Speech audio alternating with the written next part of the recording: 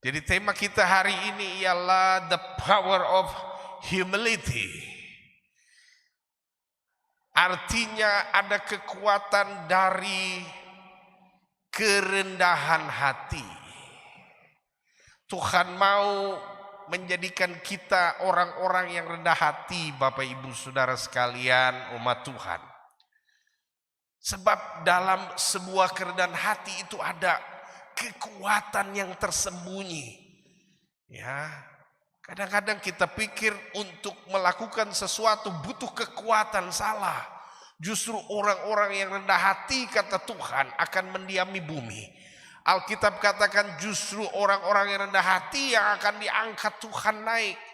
Siapa yang sombong diturunkan oleh Allah, siapa yang rendah hati diangkatnya. Jadi ada sebuah kekuatan, the power of humility, dari kerendahan hati itu, saudaraku yang terkasih di dalam Kristus.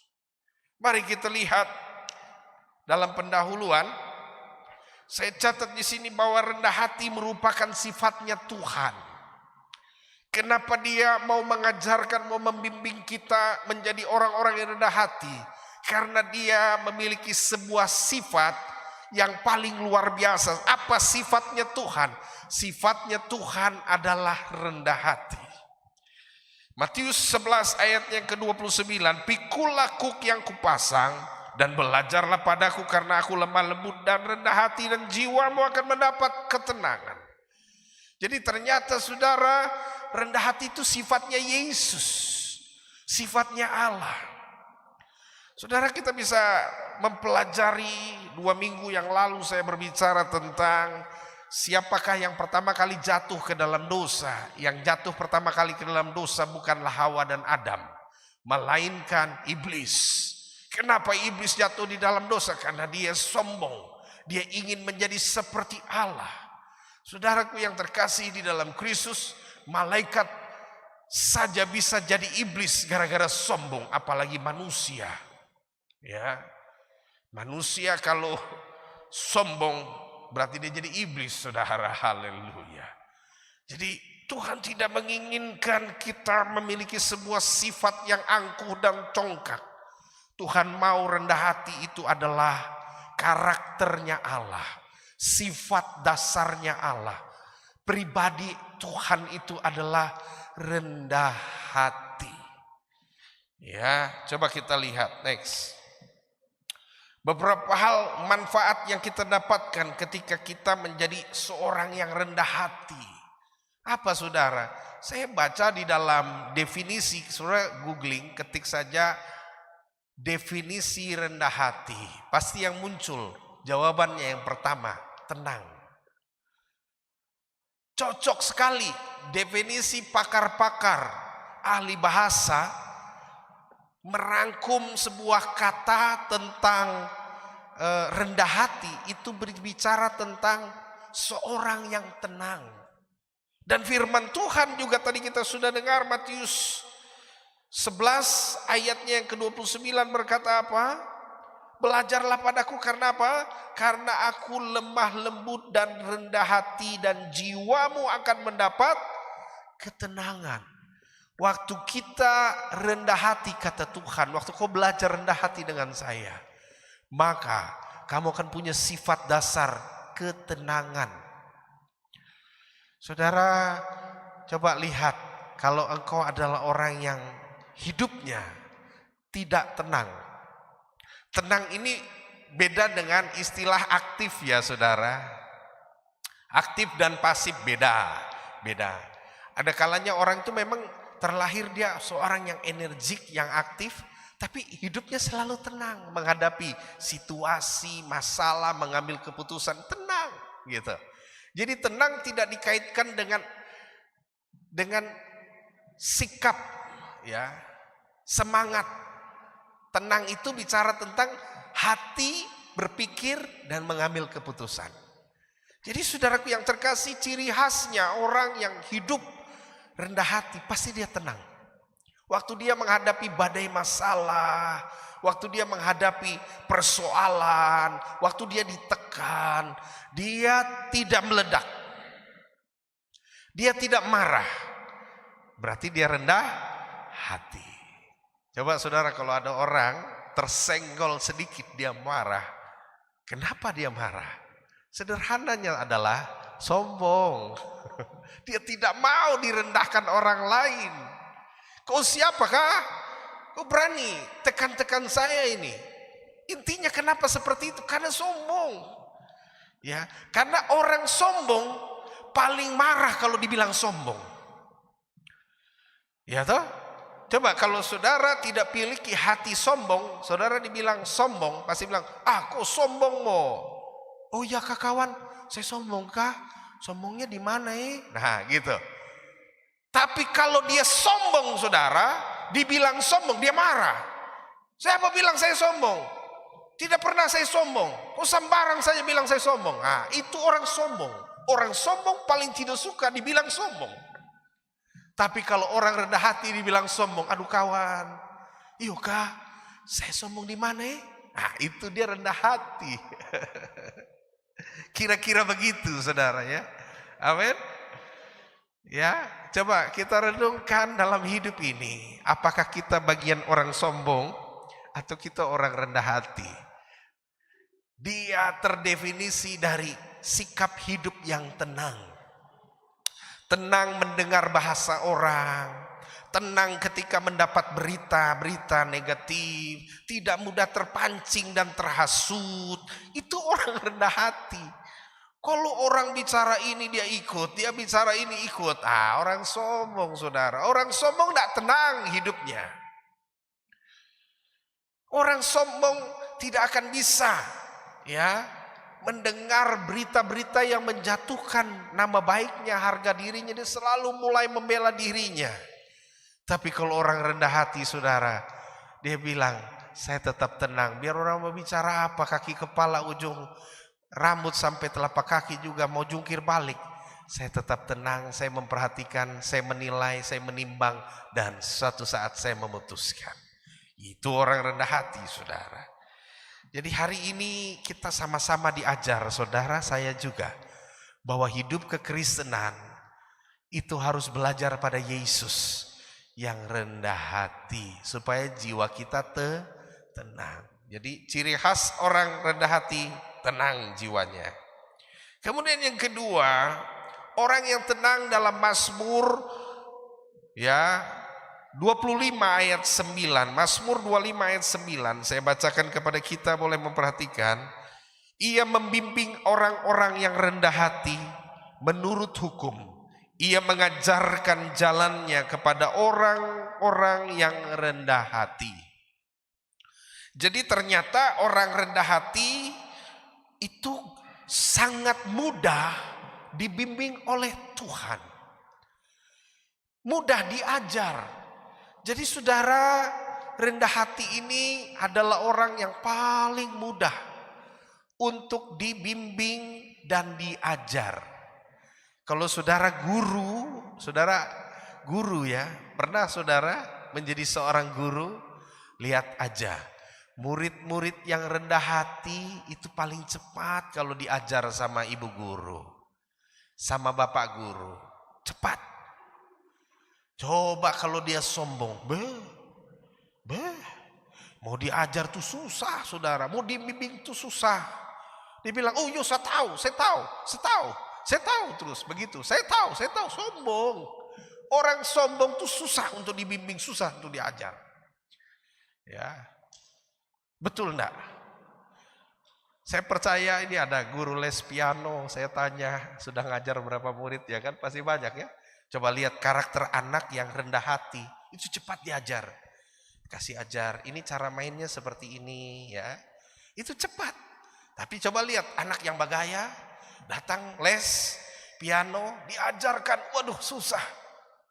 Yang lain cuman butuh waktu 2 kali pertemuan sudah bisa. Dia 1 bulan terjadi-jadi. Sombong. Orang sombong susah dibimbing dan diajar. Ya. Orang sombong itu paling susah dibimbing dan diajar. Tapi saya berharap kita semua yang dengar firman Tuhan ini, mari kita terapkan diri untuk belajar rendah hati. Kalau kita selama ini mau belajar sesuatu kok enggak bisa-bisa ya, sombongnya itu yang dibuang dulu. Sombongnya itu yang dibuang dulu, coba dibuang dulu. Ya, rendah hati gitu. Mendengar begini caranya, oh ya, langsung bisa saudara. Tapi kalau diajar, dibimbing tidak bisa, malah balik marah lagi. Saya bisa, dia bilang. Makanya jangan marah-marah kalau mengajar. Nah, itu sombong itu. Biasa guru marah-marah itu biasa, saudara. Haleluya. Ya. Jadi kita harus menjadi orang yang rendah hati supaya gampang belajar sesuatu, dibimbing sesuatu oleh Tuhan. Coba kita lihat lagi, next. Bagaimana agar kita bisa rendah hati? Nah, ini kan yang bagus ini. Kan tadi kita sudah belajar apa itu rendah hati ya, definisinya. Tapi caranya gimana sih Pak Pendeta? Caranya tuh ada pada Yesus. Matius 11 ayat 29 tadi, pikulah kuk yang kupasang dan belajarlah padaku karena aku lemah lembut dan rendah hati. Jadi belajar pada Yesus dan pikul kuk. Kenapa dia mengajarkan belajar padaku dan pikul kuk? Kenapa tidak hanya dia bilang belajar saja padaku? Kamu cari Alkitab dan kamu pelajari itu. Tapi kenapa ada ditambah belajar dan pikul kuk? Karena belajar dengan cara memikul kuk seperti sapi yang sedang membajak sawah. Coba kita lihat next, ada gambarnya nih saudara. Kira-kira begini nih, begini ya. Lalu saya lihat di layar kita. Ada gambar sapi membajak. Terus ada 2 ekor sapi, lalu ada kayu di bahunya. Nah, itu yang disebut kuk. Kuk itu seperti itu kira-kira. Biasanya saudara, sapi yang salah satu dari sapi ini, entah sapi kiri atau sapi kanan, ini sapi kiri atau sapi kanan ini pasti ada sapi senior. Jadi dia sudah lama sekali untuk memikul kuk. Dia sudah biasa membajak sawah. Satu sapi senior. Nah, yang satu lagi, entah kiri atau kanan, salah satunya lagi namanya sapi junior. Jadi dia dari peternakan langsung diambil dari kandang, dia belum tahu membajak, dipasangkan kuk. Kenapa 2? Karena memang salah satunya junior, satunya senior gitu. Sehingga apa? Sehingga yang senior ini karena diikat kan, bahunya diikat, dadanya diikat, lehernya diikat, baku sambung, baku gandeng. Jadi nanti si senior atau yang sudah lama membajak ini, sapi yang sudah lama ini, sapi ini akan mengarahkan dia belok kemana, lurus kemana. Dia mengarahkan. Sedangkan sapi junior yang baru, dia mau lari saja, dia mau lari terus. Tapi akhirnya karena dipasang dengan senior, dia tetap ikut. Dan sampai akhirnya menjadi sapi yang mahir membajak sawah. Kira-kira begitu. Yesus bilang gini, pikulah kuk yang kupasang.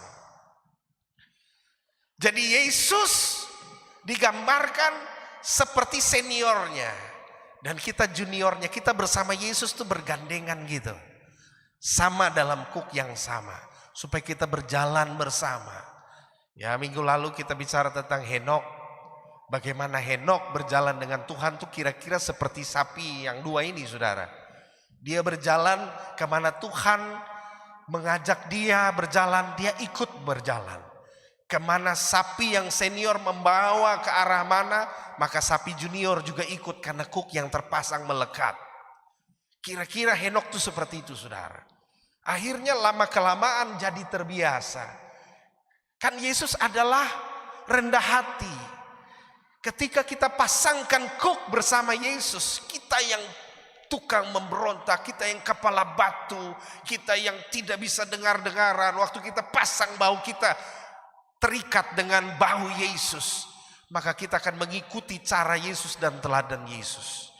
Itu yang penting saudara. Yuk kita buat suatu keadaan di mana kita mau memasangkan sebuah kuk yang sama. dengan cara belajar dan pasangku. Ya, dalam diskusi firman Tuhan, kita selalu diingatkan bahwa para murid selalu ya bersama dengan Yesus berdoa semalam-malaman, berdoa sampai jam 3 subuh. Di sana mereka mengalami badai, tapi jam 3 subuh Yesus berjalan di laut atau danau Galilea. Dan badai diredakan kira-kira jam 3 subuh.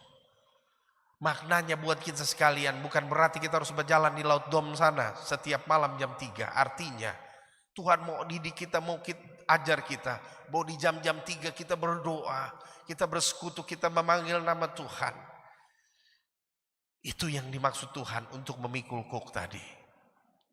Sehingga badai, gelombang, masalah kehidupan dihentikan lewat doa jam 3 itu. Itu maknanya. Jadi saudaraku yang terkasih di dalam Kristus, oke, next kita lihat. Bagaimana agar kita bisa rendah hati yang kedua, yaitu dengan mengupayakannya. Firman Tuhan berkata dalam Zefanya 2, next. Dalam Zefanya 2 dikatakan demikian. Carilah Tuhan, hai semua orang yang rendah hati di negeri, yang melakukan hukumnya. Carilah keadilan, carilah kerendahan hati. Tuh dia, carilah kerendahan hati. Mungkin kamu akan terlindung pada hari kemurkaan Tuhan. Jadi Tuhan mau kita itu cari. Kata cari dalam bahasa Ibrani kitab Zefanya itu ditulis dalam sebuah kata bakas, yang artinya kita mencari tahu metode apapun, khususnya dalam ibadah dan doa, implikasinya mengupayakan, meminta, memohon, menginginkan, menanyakan, mendapatkan, melakukan penyelidikan, mendapatkan, membuat permintaan, mencari. Karena hati adalah upaya kita untuk mau melakukannya, itu kurang lebih begitu. Jadi untuk bisa rendah hati itu kita berupaya. Ada harga yang dibayar untuk sebuah rendah hati. Karena rendah hati, firman Tuhan tadi Zefanya bilang, kamu akan terlindung hari kemurkaannya. Waktu pengadilan Tuhan, waktu penghakiman dunia, orang rendah hati pasti diselamatkan oleh Tuhan. Tapi untuk bisa rendah hati kita perlu pengorbanan, kita perlu upaya, carilah kerendahan hati. Jadi harus ada pengorbanan yang kita lakukan. Pengorbanan itu berbicara tentang salibkan keinginan daging. Jadi waktu tiba-tiba datang ujian pencobaan untuk kerendahan hati, datanglah sang penguji. Dia mulai, kita lagi capek, tiba-tiba misalnya petua datang marah-marah, atau mungkin petua datang ribut. Kita juga capek nih. Nah, disinilah dilema rendah hati atau mau sombong yang ditampilkan. Kalau sombong, wah ada meledak. Oh, karena tidak tahukah saya juga capek nih. Nah, begitu. Tapi kalau rendah hati, pikul salib, salibkan daging. Ketika dibentak-bentak, dimarah-marah, dia dengan rupa senyum kepada sang suaminya, dia akan bilang begini, sayang, ada apa denganmu? Apa yang perlu ku bantu? Wih, rendah hati itu macam air yang kasih dingin, api membara, kasih padam. Macam limit langsung padam, langsung blep begitu saudara ya. Yang tadi mau meledak-meledak itu korsleting, limit padam, selesai. Iyo, maaf lagi saya tadi marah-marah. Tadi itu saya di kantor nih, aduh kesian. Oh begitu kah, pantasan. Jangan marah-marah. Masalah di kantor saja. Masalah di luar rumah, di pekerjaan di luar rumah, usaha apapun, jangan kau bawa di rumah. Rumah ini adalah sorga kita, jangan jadikan neraka. Begitu, itu rendah hati itu begitu saudara, kira-kira ya. Kira-kira seperti itu. Jadi saudaraku yang terkasih dalam Kristus, janganlah kita menjadi orang yang sombong. Coba kalau sombong, itu api Yang di rumah itu, yang sombong itu dia bensin. Baru depan pintu, api ada, bensin susambar lagi, meledak, rumah hangus, saudara. Meledak. Karena apa tadi? Yang datang dengan api ujian itu. Nah kita ini jadi bensinnya. Meledak, saudara. Jadi jangan kita menjadi orang yang sombong. Supaya apa? Supaya keluarga, rumah tangga, pekerjaan, dimanapun kita berada, harmonisasinya ada. Keindahan dan keelokannya itu ada. Ya, maka apa yang terjadi, saudara? Kita akan melihat surga dalam kehidupan kita, pekerjaan dan rumah tangga kita. Oke, kita lihat lagi. Next. Yang ketiga, bagaimana untuk bisa rendah hati? Rendah hati itu, kata firman, itu kayak pakaian harusnya. Jangan kita kasih tinggal begitu. Harus dikenakan setiap waktu. Kolose 3 ayat 12. Karena itu sebagai orang-orang pilihan Allah yang dikuduskan dan dikasihinya, kenakanlah belas kasihan dan kemurahan kerendahan hati, kelemah lembutan dan kesabaran, kerendahan hati, kenakanlah. Jadi dia macam karya kita pakaian begitu. Kan tidak mungkin kita keluar tak pakai pakaian, telanjang keluar rumah kan tidak mungkin. Jadi hidup kita itu harus pakai pakaian. Ya, supaya apa? Pakaian itu bernama kerendahan hati. Itu kayak pakaian, tong pakai terus. Karena kalau tong lepas dingin, masuk angin. Tapi tong pakai, kita tidak bisa masuk angin, saudara. Kenakanlah. Coba kita lihat next yang keempat. Rendah hati itu bagaimana sih? Jadi rendah hati itu, kata firman Tuhan yang keempat, itu seperti kita dicobai di padang gurun zaman Israel dulu keluar dari Mesir.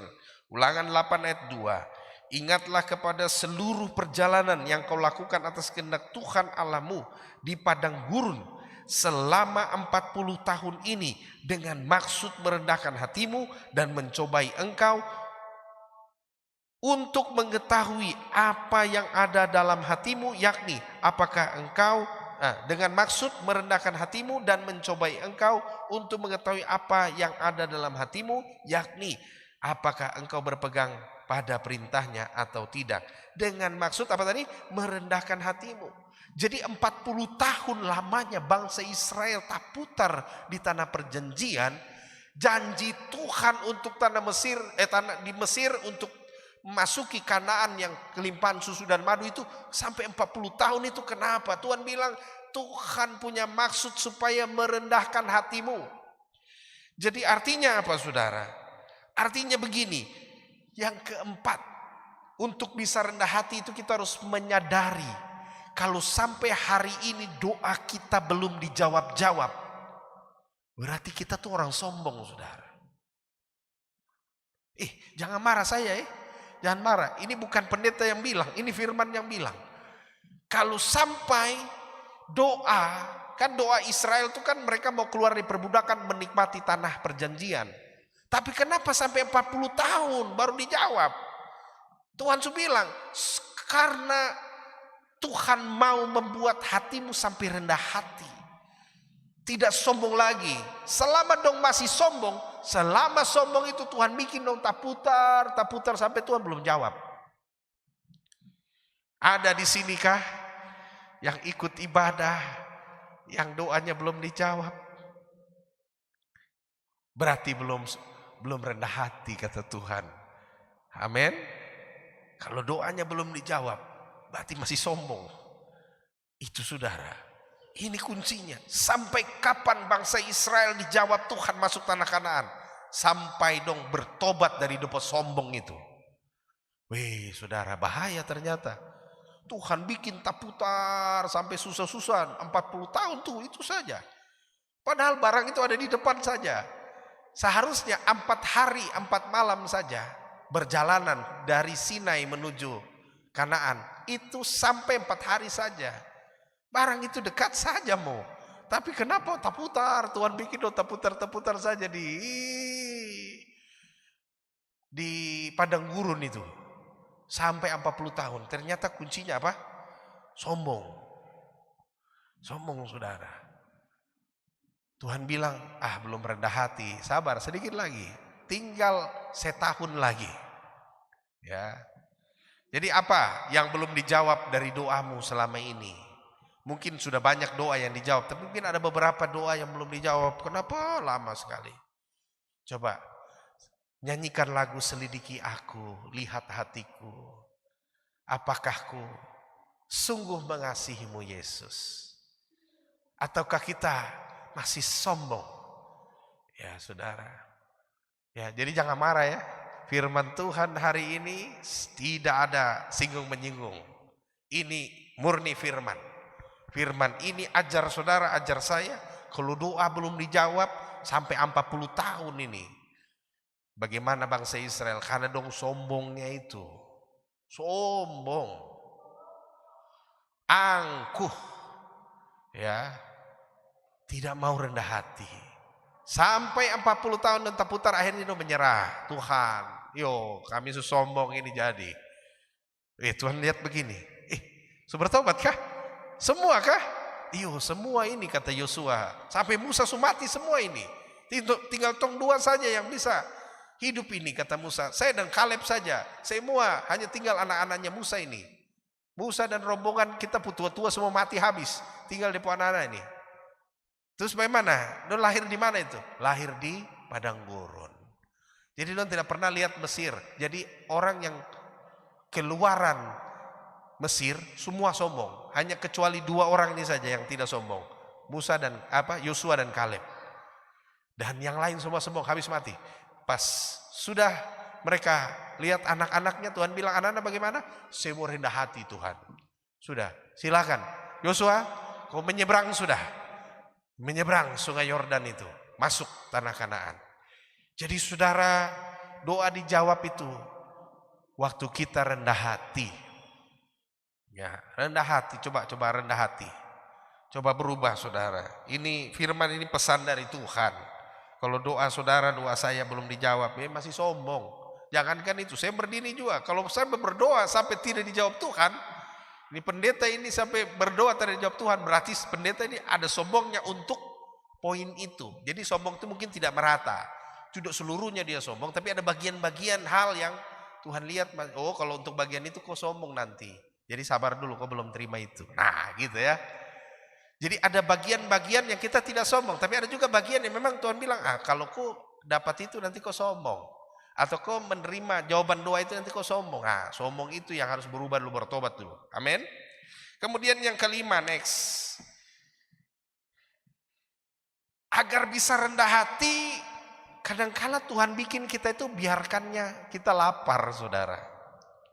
Ulangan 8 ayat 3. Jadi ia merendahkan hatimu, membiarkan engkau lapar, dan memberi engkau makan mana yang tidak kau kenal, yang juga tidak dikenal oleh nenek moyangmu, untuk membuat engkau mengerti bahwa manusia hidup bukan dari roti saja, tetapi manusia hidup dari segala yang diucapkan Tuhan. Jadi saudaraku yang terkasih di dalam Kristus, yang kelima, mengapa Tuhan mau ajar kita untuk bisa rendah hati itu? Ternyata kadangkala dia bikin di mana kita ada suatu saat kita lapar. Ya, kita lapar. Kita belum mungkin memiliki berkat yang cukup. Itu kadang-kadang proses Tuhan untuk bikin kita rendah hati. Karena dengan kita lapar, kata firman Tuhan dalam firman ini, ia merendahkan kamu, membiarkan engkau lapar dan memberikan engkau mana. Nah, ia membuat engkau mengerti bahwa manusia tidak hidup dari roti saja. Dia merendahkan hatimu. Jadi Tuhan merendahkan hatimu kita dengan membuat kita itu lapar kadangkala, saudara. Artinya kita mengalami kesulitan untuk makan. Ya, dia kadang didik kita dengan hal itu, saudara. Aduh, kenapa ya? Saya susah sekali hari ini. Kenapa ya? Saya menderita sekali di waktu-waktu ini. Supaya kalau kau lapar, kau ingat Tuhan, kata firman. Amin. Kau mulai berdoa. Tuhan bilang mungkin selama ini kau pemalas berdoa jadi. Dia bikin lapar dulu lah situ. Ya kan? Susah dulu hidupmu. Supaya Tuhan bilang, kau lihat ke sorga kah? Ya. Sama kayak istilah orang kerja di bangunan. Jadi lantai itu sampai berlantai-lantai, belasan lantai. Jadi yang di atas sana, teriak panggil dia teman di bawah. Woi, kau ambil dulu kah? Saya punya martelo itu. Saya punya alat-alat perkakas di bawah. Tidak dengar. Yang teman di bawah ini tidak dengar. Karena lantainya kan belasan lantai. Kemudian dia ambil uang. Dia lempar dari atas. Uang 5.000. Jatuh lama baru tiba di lantai. Dia lihat, teman lihat nih. Ada uang ini. Sudah diambil uang itu dia pergi beli es di depan ini. Di depan proyek itu. Ada mas-mas jual es. Sudah. Akhirnya teman yang di atas ini lempar duit ini. Maksudnya supaya dia lihat ke atas. Dia lihat ke atas. Tidak, dia malah pergi beli es. Sudah akhirnya saudara. Aduh, bagaimana malah dia minum es ini sudah. Teman satu ini dia ambil. Kasih picah batu tela yang dari atas belasan lantai ini. Kasih picah sedikit. Kecil. Dia lempar pas. Kena kepala yang lagi minum es ini. Aduh, dia bilang. Sakit kepala siapa yang lempar saya? Wah, dia bilang. Saya mau perkakas. Oh yo betul sip. Saya antar. Sip saya antar. Kadang-kadang kita seperti itu saudara. Tuhan Allah itu memberikan kita berkat supaya kita lihat ke atas kah gitu. Lihat kepada Tuhan yang memberi berkat. Malah tidak. Dikasih berkat bukan lihat ke atas, bukan lihat ke sorga, bukan cari Tuhan, tapi kita pakai uang itu pergi beli es. Kita lupakan, kita pakai, kita lupakan Tuhan dengan berkat itu. Tuhan bilang, aduh, saya kasih berkat malah dia jauh ini. Malah dia tidak dengar saya. Sudah, mungkin kerikil batu kecil, batu tela yang kasih picah kecil itu lempar ke kepala dulu, baru dia rasa sakit, dia lihat ke atas. Kadang-kadang ilustrasi ini seperti ilustrasi dalam kehidupan kita. Kadang-kala kita dikasih berkat sama Tuhan, kita tidak lihat Tuhan, malah bikin menjauh dari Tuhan, dari berkat-berkat yang kita terima. Jadi Tuhan bilang, saya kasih batu kecil sedikit, lempar di kepala ini dulu. Pang, kepala benjol. Baru sadar. Kadang-kala gitu. Tuhan mesti lempar kepala kita dulu dengan batu kerikil kecil. Supaya kita merasa sakit. Dan akhirnya kita menengok ke atas. Dan sadar betul Tuhan panggil kita untuk menyadari diri. Jadi saudaraku yang terkasih, Tuhan mengajar kita dengan kesukaran-kesukaran ekonomi, keuangan, supaya kita lihat Tuhan. Berdoanya makin kuat, cari Tuhan makin kuat, saudara. Ya, jangan kita malas-malasan, saudara. Ya, begitu ya. Oke, kita lihat next lagi. Apa berkatnya? Ya, apa keuntungannya? Orang rendah hati itu untungnya apa sih? Selalu tercukupi. Satu, Mazmur 22 ayat 26 atau 27 dikatakan demikian. Orang yang rendah hati akan makan dan kenyang. Orang yang mencari Tuhan akan memuji-muji Dia. Dan biarlah hatimu hidup untuk selama-lamanya. Hatimu hidup. Jadi orang rendah hati itu hatinya hidup.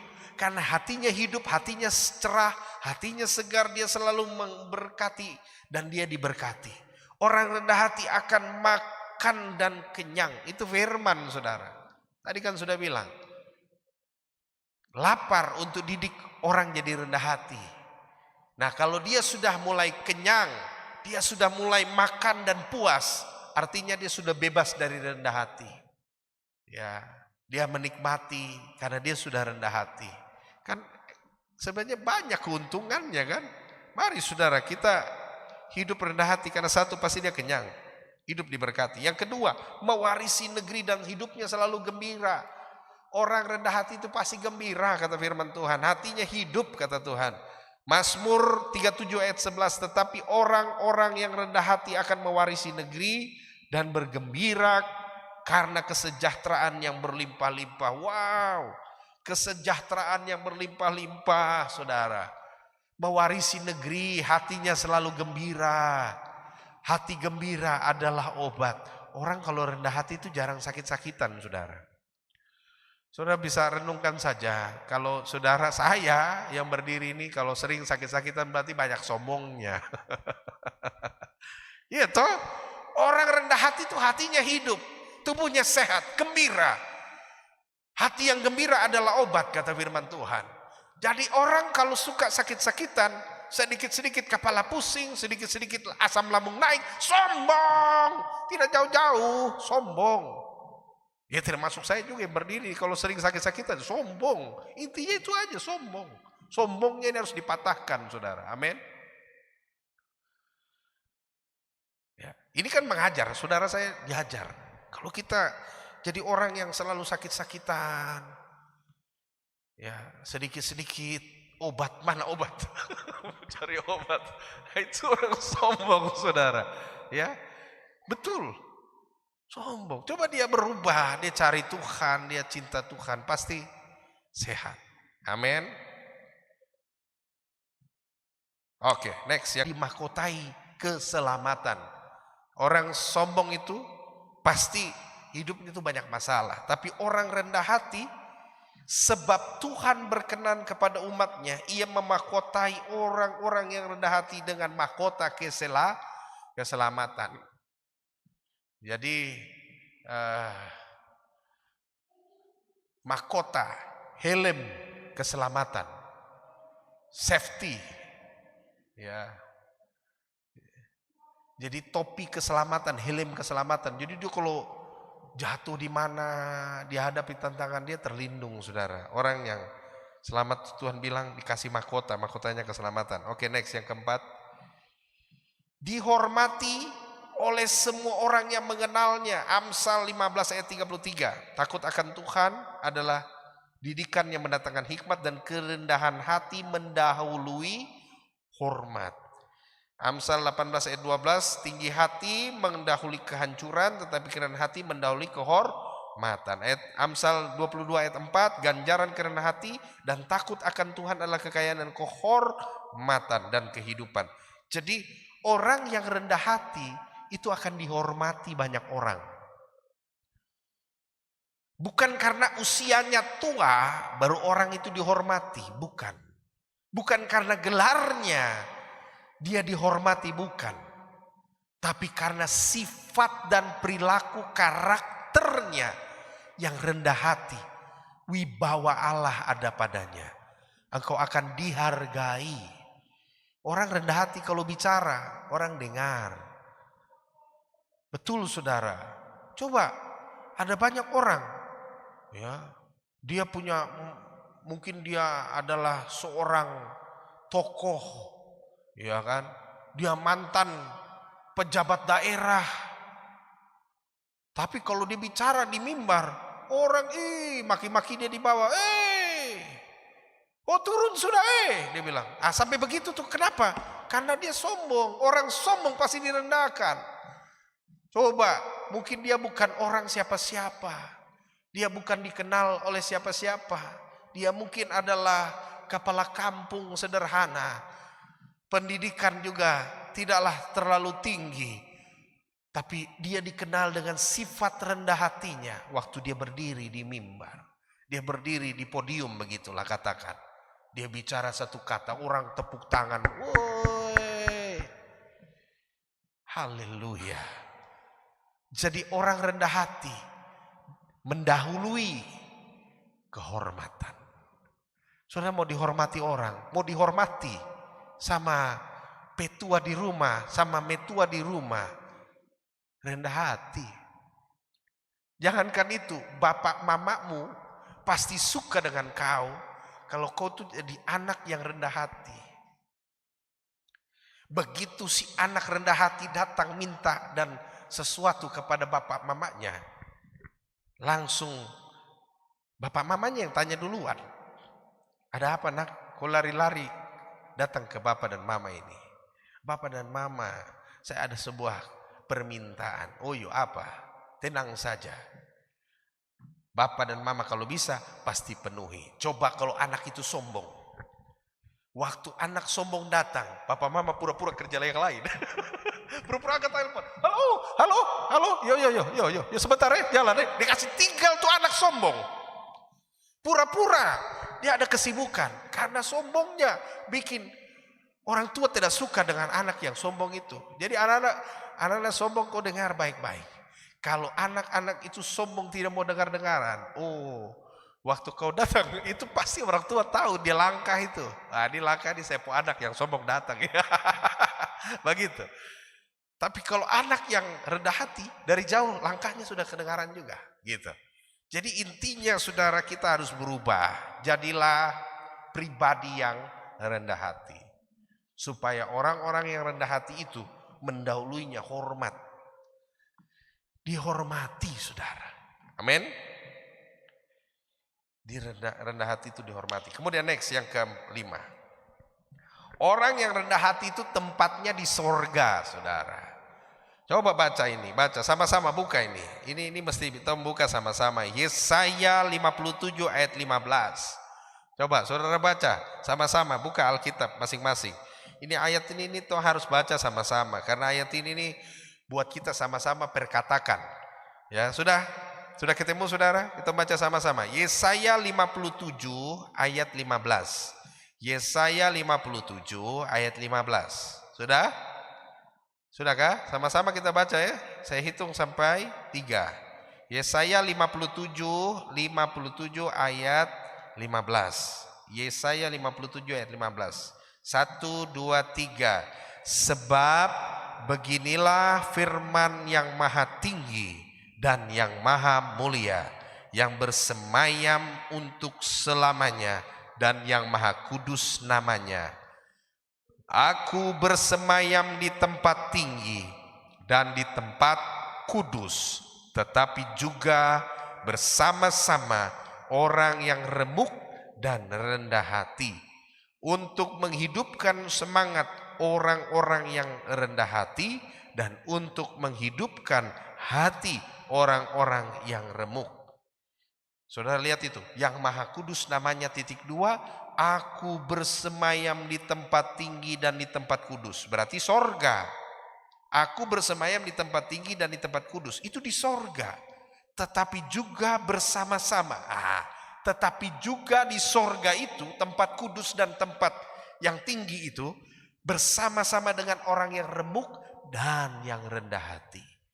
Jadi saudara, kalau saudara, kenapa kita dididik Tuhan selama ada di bumi ini jadi rendah hati?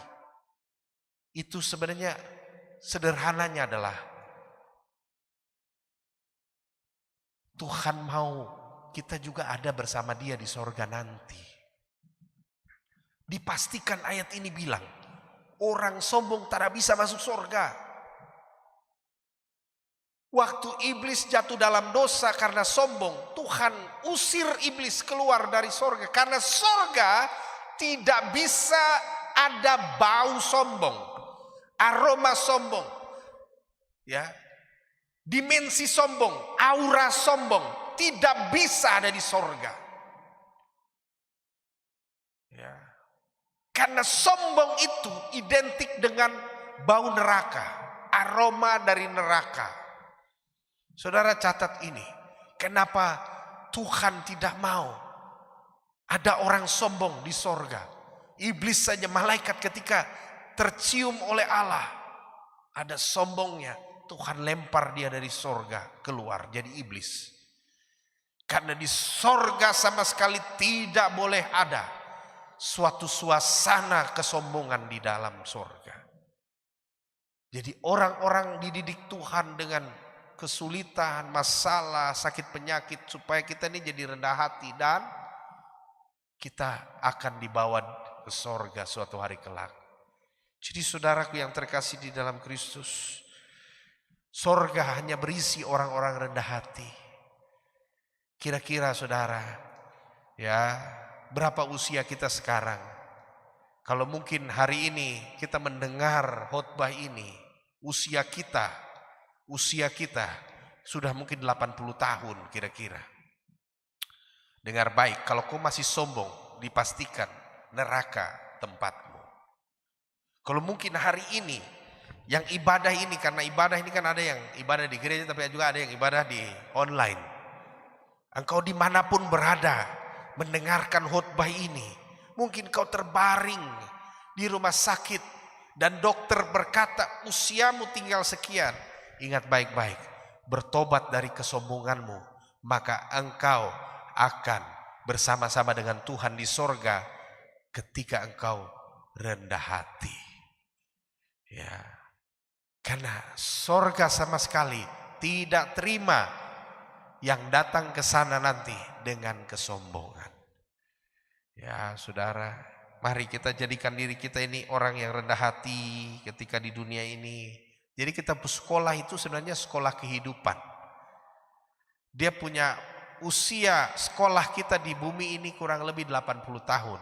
Ya, kalau kuat lebih dari itu saudara. Dan kehidupan kita ini namanya sekolah kehidupan. Dan sekolah ini tujuannya, kurikulum terbaiknya adalah kurikulum rendah hati. Ya, supaya apa? Supaya kita ini menjadi orang-orang yang rendah hati masuk surga nanti. Dan penutup saudara, kita lihat next. Milikilah kerendahan hati yang menjadikan kita pribadi yang tenang dan mudah dibimbing dan diajarnya.